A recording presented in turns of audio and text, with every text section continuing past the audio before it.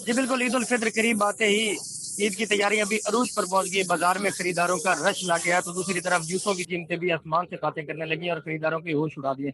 बाजार में मुख्तलिफ ब्रांड के महंगे से महंगे जूसे दस्तियाब है, जो कि आम आदमी की पहुंच से दूर हो गए हैं। इसलिए शहरियों ने पुराने जूते निकाले हैं और मोची की खिदमत हासिल करने लगे हैं।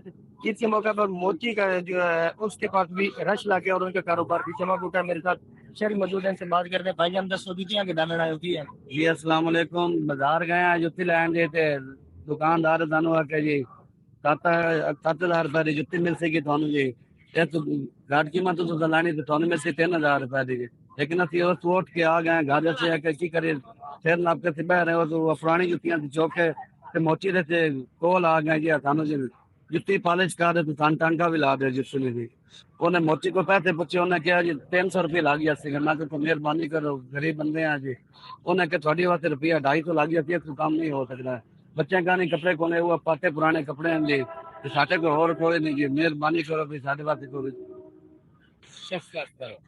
जी बिल्कुल, आपने इनकी बात सुनी। इनका ये कहना है कि बाजार में अच्छे जूते 7 से 8 हज़ार रुपए में मिल रहे हैं, जबकि नॉर्मल जूते हैं वो 2 से 3 हज़ार रुपए मिल रहे हैं, जो कि पहुंच से दूर हो गया। मेरे साथ यहाँ पर मोची मौजूद, उनसे बात कर रहे हैं। भाई हम तुझे दसो, ईद आ गई, थोड़े काम का की हाल की है? जी बिल्कुल, ईद आ गई है ते मुख्तलिफ लोग साडे को आ रहे हैं, काम करा रहे हैं। असी पॉलिश भी कर रहे हैं, तरोपे भी ला रहे हैं, किल भी ला रहे हैं ते थोड़े पैसे दे विच मतलब मुल्क ਨੂੰ काम करके दे रहे हैं।